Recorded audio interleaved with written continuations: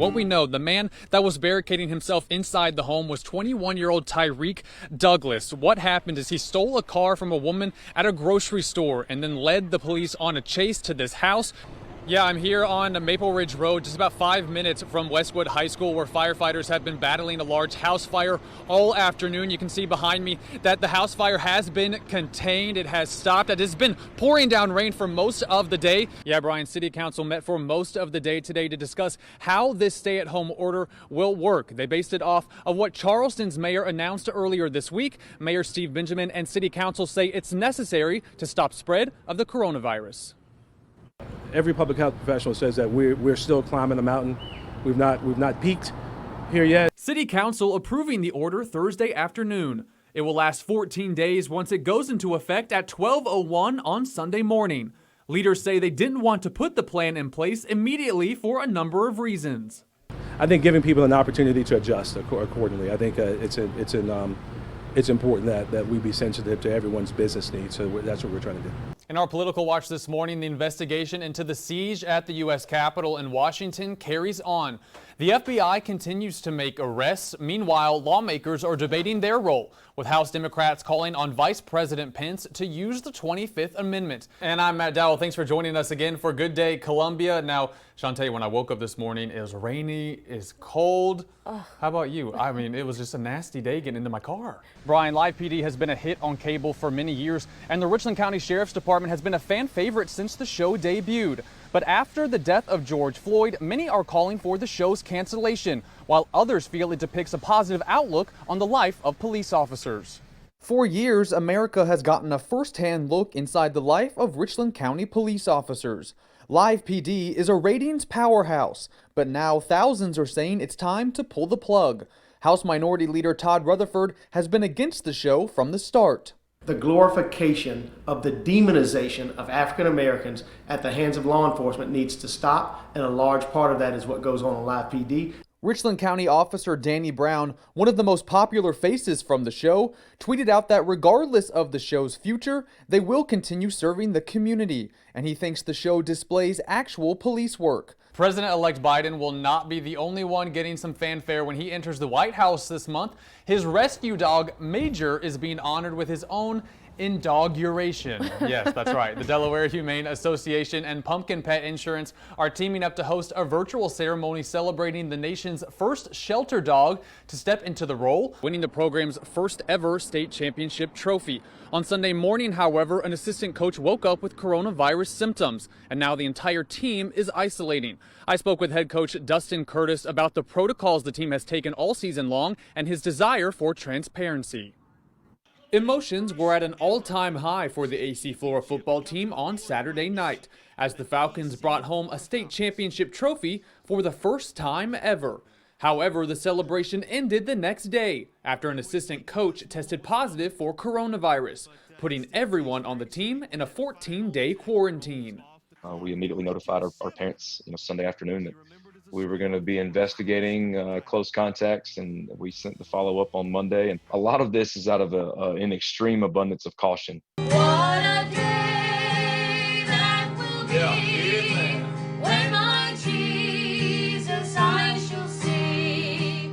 Easter weekend, a time of prayer, candles, and worship, with pews full of parishioners. This year, it's going virtual, bringing a somber feeling to one of the biggest weekends on the religious calendar. It's been very hard to connect with people when you can't necessarily see them. They can see you, I can't see them. It's a challenge. And while churches all over Columbia will be hosting their Easter services as drive-thrus or online, preachers and priests say they're very grateful this technology exists. And as cases go up, officials with SC4Ed are asking school districts to remain 100% online. In a post on social media, the group says, quote, to reopen schools for in-person instruction before first taking steps to drastically reduce the spread through the state is irresponsible, dangerous, and unacceptable. Brian, Don Staley wrote a letter published in the Players Tribune titled, Black People Are Tired. Since that letter, Staley and her players have been seen out at the local protest, and she tells me this moment in time will greatly impact the cultures of college sports.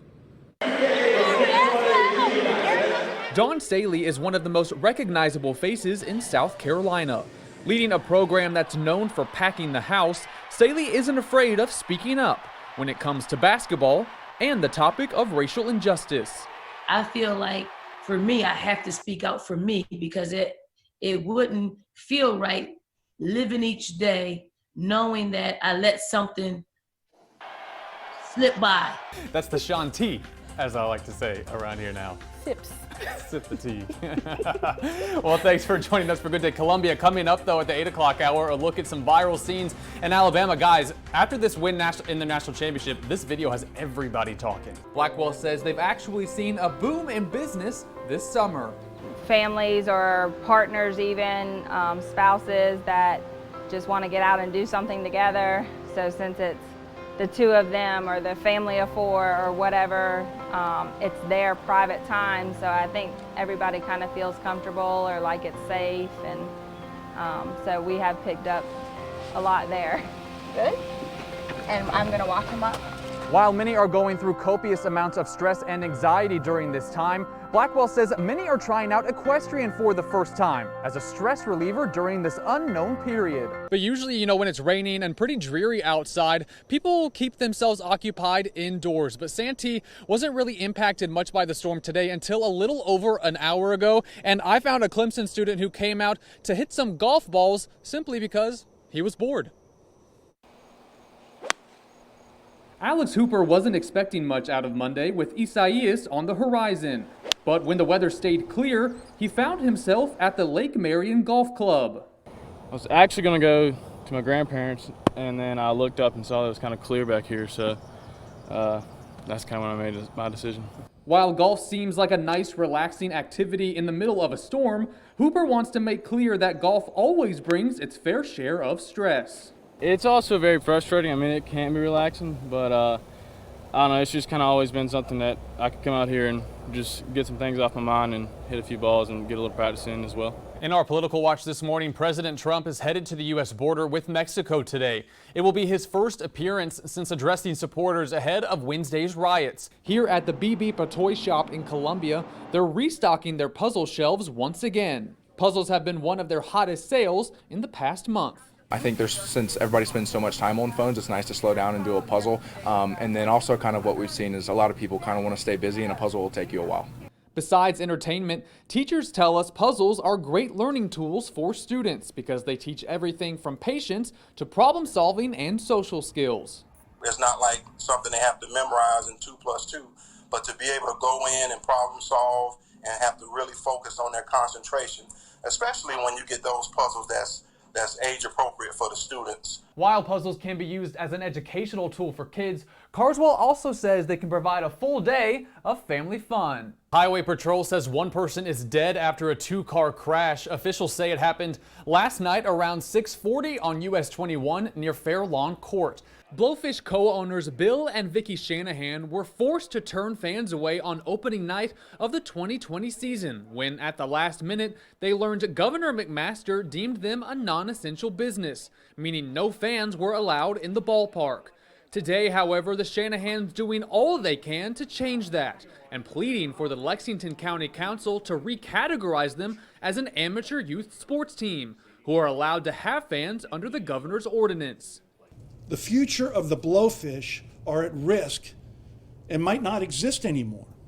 The Shanahans making it clear what this team means to the Lexington community, a passion so deep it brought tears to the room. This news was absolutely devastating, and we are completely perplexed in what has happened to our family in the Blowfish community.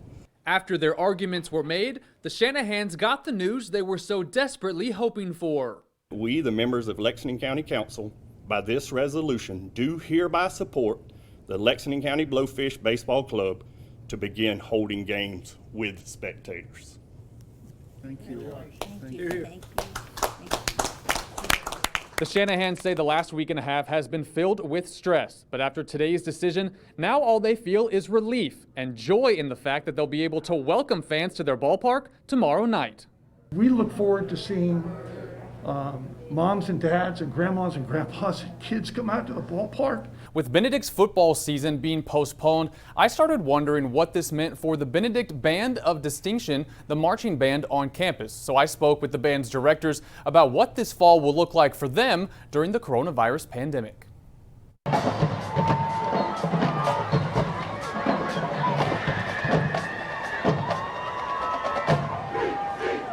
Benedict's Band of Distinction marches to the beat of its own drum. Their energy plays a vital part of college game days, and their sound is a huge part of the college's atmosphere. When you think of marching bands at a HBCU, a lot of times that organization is, if not the top recruiting entity at the university or college, it sits at the top. And a lot of times you come to a football game, many people come for the band experience. Like everything else, this fall will be different for the Tiger Marching Band. While Benedict's football season is postponed due to the coronavirus, the band will march forward. With 225 students on the roster, they'll split practices up by instruments and will wear masks and follow social distancing guidelines in the process. They'll also be doing virtual sessions. The only time we meet in a large group session is when we've been completely rehearsed outside. And developing this morning in Richland County, investigators are looking for who shot and killed 3 men. Officials say deputies rushed to an apartment complex on Zimmelcrest Drive after reports of a shooting on Sunday night. Not too long ago, the life of Dreer senior Fifi Dawkins was hanging in the balance. Rushed to the hospital with elevated blood sugar, Fifi fell into a coma. Her future looked grim. And then she woke up. I was in tears, honestly, because she's come so far. Such an incredible journey. She's got such an incredible journey to tell. While she wasn't healthy enough to attend commencement at the school, the hospital staff couldn't let Fifi miss out on her big moment. Coordinating with Dreer High School, they threw her a private graduation ceremony at the hospital. Alfreda Marcia Dawkins. You didn't walk the stage with your class members, but you did it.